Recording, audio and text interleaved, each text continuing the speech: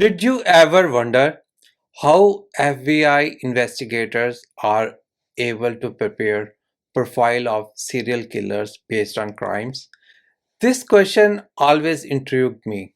Today we will review the book Mindhunter. It has been written by John Douglas and Mark Olshaker. During the pandemic, I watched Mindhunter miniseries. I found it very interesting. I did binge watch. One question came to my mind was how FBI peoples are able to come up with the profile of serial killers based on the crimes.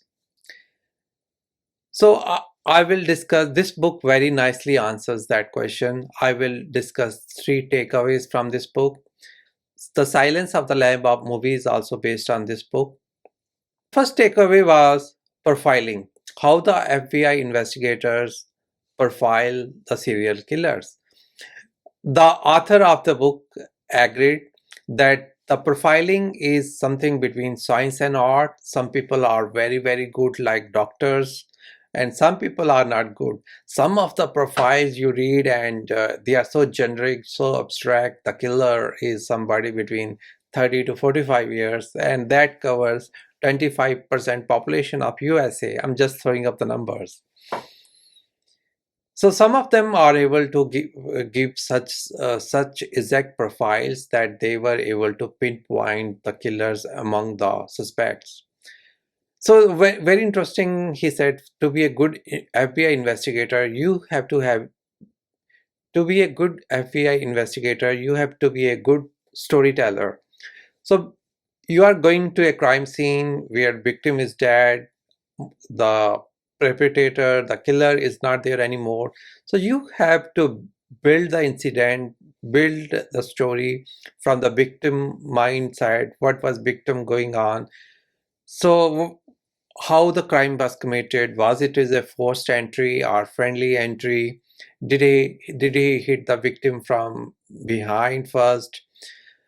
So first murder, when they saw a murder in isolated area, the killer was hitting the victims from the behind.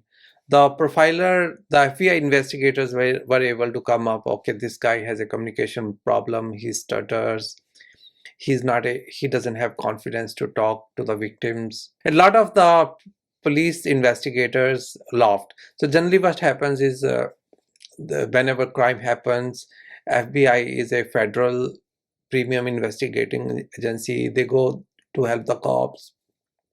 And so why FBI investigators were able to help the local cops is because they have a lot of good historical case data. Based on this case data, they were able to build some patterns, behavior patterns, and some important clues about the killers.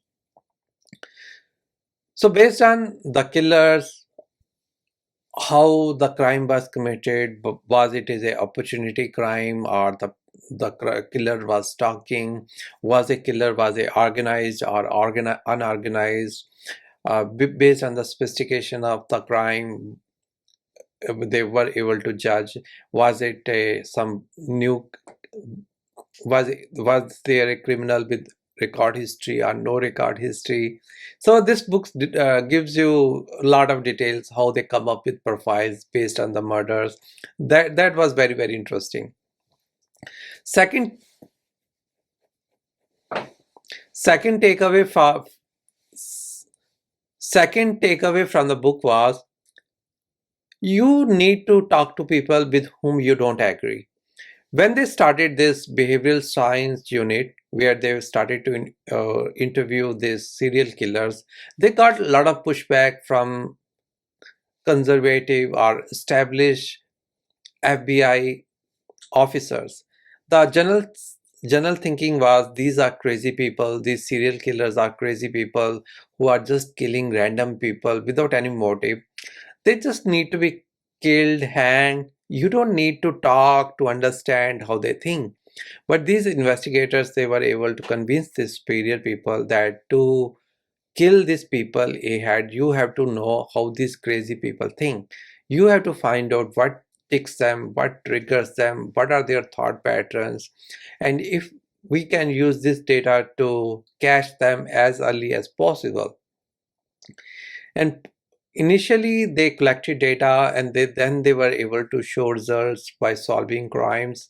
And now it's that profiling is very, very common. It's a very established practice. These specialists, they give their opinion in a lot of cases. The third takeaway from for me was analysis is the king. A lot of us, we are doing job which requires a lot of analysis. Again, this book shows to solve these killers how much analysis is important. You have to interview people, you have to find some patterns, you have to come up with insights, and then as you are solving real-time crimes, you have to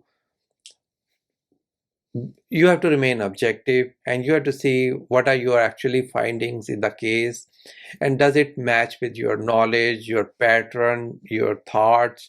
If not, you have to change your thinking. So and analysis goes back to the second point also, that to analyze you have to interview these people whom you may not like, you may not agree, but you have to talk to them, you have to talk to their level, you to make them comfortable to talk with you.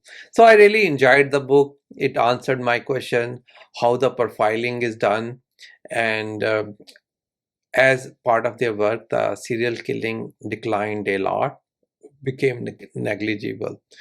So thanks friends for watching this video. If you like this video, watch my other videos in business book playlist. I will put the link down.